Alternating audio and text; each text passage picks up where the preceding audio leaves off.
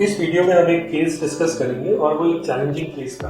क्या इश्यूज थे, क्या चैलेंजेस थे जो हमने इस केस में फेस किए और क्या हमने सोल्यूशन निकाला उन चैलेंजेस का इस वीडियो में आज हम ये डिस्कस करेंगे। अक्षय हमारे पास आए थे बॉल्डनेस की कंप्लेंट लेके और वो चाहते थे कि उनका हेयर ट्रांसप्लांट हो जाए। जब हमने अक्षय को इवैल्यूएट किया तो हमने देखा कि उनका जो ग्रेड ऑफ बॉल्डनेस है वो ग्रेड 5-6 के बीच में है। बॉल्डनेस की ग्रेड्स होती है मेल्स के अंदर, ग्रेड 1 से ग्रेड 7 तक होता है। Grade 1 is minimum and grade 7 is maximum, जो कि सबसे ज्यादा बॉल्डनेस होती है मेल्स के अंदर। उसके अलावा और जब हमने एग्जामिन किया अक्षय को तो हमने देखा कि जो डोनर एरिया है अक्षय का वो बहुत अच्छा नहीं है, वो बहुत ही पुअर है। मतलब कि वहाँ पे भी बालों की डेंसिटी बहुत कम है और वहाँ से जो हम बाल निकाल सकते हैं उनका नंबर भी काफी कम है। अगर हम बात करें सेफली एक्सट्रैक्ट करने की हेयर ग्राफ्ट्स को डोनर एरिया से, तो वो भी एक बहुत बड़ा लिमिटिंग फैक्टर था अक्षय के केस में और एक चैलेंज था हमारे लिए कैसे हम ग्राफ्ट निकाल के ऐसे पुअर डोनर एरिया से और अक्षय का हेयर ट्रांसप्लांट करें। तो अक्षय की काउंसलिंग में और अक्षय के साथ जो प्री प्रोसीजर डिस्कशन था, हमने बहुत एक तरह से वास्ट डिस्कशन किया अक्षय के साथ कि कितने ग्राफ्ट्स हम सेफली डोनर एरिया से निकाल सकते हैं बिना डोनर एरिया को डैमेज किए और कितना एरिया कवर कर सकते हैं बॉल्डनेस का अक्षय के केस में, डिपेंडिंग अपॉन द ग्राफ्ट जो हम निकाल पाएंगे कॉम्बिनेशन टेक्निक से।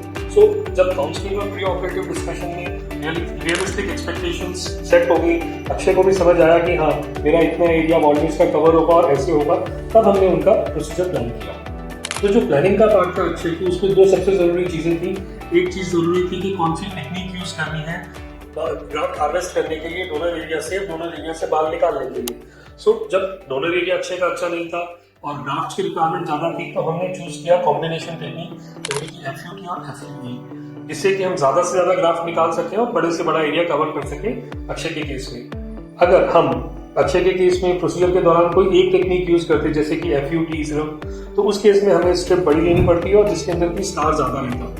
और अगर हम सिर्फ FUE यूज करते और ग्राफ्ट की रिक्वायरमेंट जैसे कि ज्यादा थी और ज्यादा ग्राफ्ट हार्वेस्ट करते तो डोनर एरिया में डेंसिटी कम हो जाती और डोनर एरिया एक तरह से डैमेज हो जाता ओवर हार्वेस्टिंग की वजह से, क्योंकि FUE के जो बाल निकलते हैं वो रूट से निकलते हैं और उस एरिया में बाल नहीं आते। जब अक्षय का डोनर एरिया पुअर था तो हमने दोनों टेक्निक्स यूज की, FUT प्लस FUE, दोनों टेक्निक्स की एडवांटेजेस यूज की। ऐसे किया प्रोसीजर की जिससे कि स्कारिंग जो है FUT की वो मिनिमम हो और प्लस FUE के भी जो बाल निकाले उसके बाद ऐसा नहीं लगे कि वहाँ से कुछ पैच है या कुछ एरिया ऐसा है कि जहाँ से ग्राफ्ट हार्वेस्ट किए हुए हैं। और दोनों टेक्निक्स की एडवांटेजेस यूज करते हुए अपने अक्षय का एक फ्रंट का जो एरिया था ग्रेड 5 का वो पूरा कवर किया एक ग्रेडियंट डेंसिटी के साथ, जिसका भी ये मतलब है कि फ्रंट में डेंसिटी ज्यादा और पीछे जाते जाते डेंसिटी हम थोड़ी कम करते हैं। इसके बाद ऐसे केसेस में, स्पेसिफिकली ऐसे केसेस में जो दूसरी सबसे जरूरी चीज होती है वो होती है हेयरलाइन डिजाइन।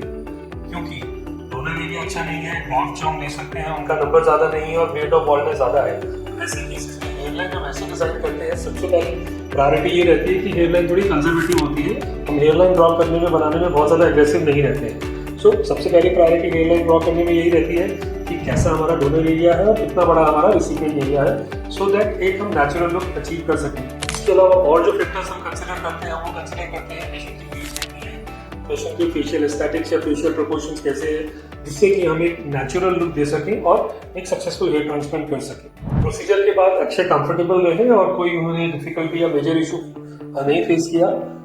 अब आज अक्षय के हेयर ट्रांसप्लांट को 2 साल हो गए हैं और हम क्लियरली देख सकते हैं कि जो लुक है अक्षय का वो बिल्कुल नेचुरल है। फ्रंट व्यू में बॉल्डनेस का लुक बिल्कुल नहीं आता है, हेयरलाइन बिल्कुल नेचुरल लगती है और जो हेयरलाइन हमने कंजर्वेटिव ड्रॉ की थी उसी की वजह से जो अक्षय का फेशियल लुक है, अक्षय का टोटल लुक है वो ऐसा आता है जो उनकी एज को मैच करता है और वो काफी यंग लगते हैं। इसके अलावा टॉप का एरिया भी देखेंगे हम, अक्षय के केस में तो जो बिल्कुल बॉल्ड था वो भी अब पूरा एरिया कवर्ड है हेयर ट्रांसप्लांट के बाद। प्रोफाइल व्यूज राइट लेफ्ट सबके अंदर अक्षय का लुक बिल्कुल नेचुरल आता है और कॉम्बिनेशन टेक्निक यूज करने की वजह से जो ग्राफ्ट हम हार्वेस्ट कर पाए अक्षय के केस में, उस वजह से एक बड़ा एरिया हम कवर कर पाए with reasonably good density to cover his baldness.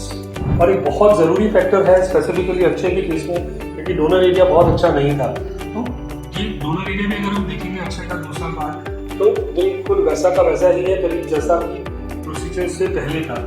ये एडवांटेज है FUT और FUE कॉम्बिनेशन टेक्निक यूज करने का। इस वीडियो में अगर हम देखते हैं कि अक्षय के बाल बिल्कुल नॉर्मल ग्रो हुए हुए हैं और बहुत मुश्किल है किसी भी तरह से FUT का स्कार ढूंढना या ऐसे एरियाज ढूंढना कि जिसमें FUE हुआ हो और बाल कम हो जिस एरिया में। सो जो मैसेज हम देना चाहते हैं इस वीडियो में वो ये है कि ऐसे चैलेंजिंग केसेस में जिनमें कि डोनर एरिया अच्छा नहीं है और रेट ऑफ बॉल्डनेस भी ज़्यादा है, हेयर ट्रांसप्लांट पॉसिबल है। तो पॉसिबल है अगर आप ऐसे क्लिनिक पे करवाते हैं जहाँ पे FUT, FUE दोनों टेक्निक्स यूज होती हैं, दोनों टेक्निक्स के एडवांटेजेस यूज किए जाते हैं, जिससे कि डोनर एरिया भी हेयर नॉर्मल रहता है और आप एक नेचुरल लुक ले लेते हैं। और साथ में उसके साथ ये एडवांटेज भी रहता है कि अगर किसी क्लिनिक पे FUT और FUE दोनों टेक्निक्स होती हैं तो वो एक प्रॉपर OT सेटअप होता है, एक बेटर इक्विप्ड क्लिनिक रहता है, जो कि आपकी रेट ऑफ बॉल्डनेस, आपका डोनर एरिया, आपका एज और आपके फेशियल प्रोपोर्शंस के हिसाब से एक कस्टमाइज्ड हेयरलाइन आपको देंगे, ना कि जो टेक्निक वो खुद करते हैं उस पर आपको पुश करने की कोशिश करेंगे कि आप इस टेक्निक से हेयर ट्रांसप्लांट कराइए। इस तरह की और जानकारी के लिए आप हमें फॉलो करते रहेंगे।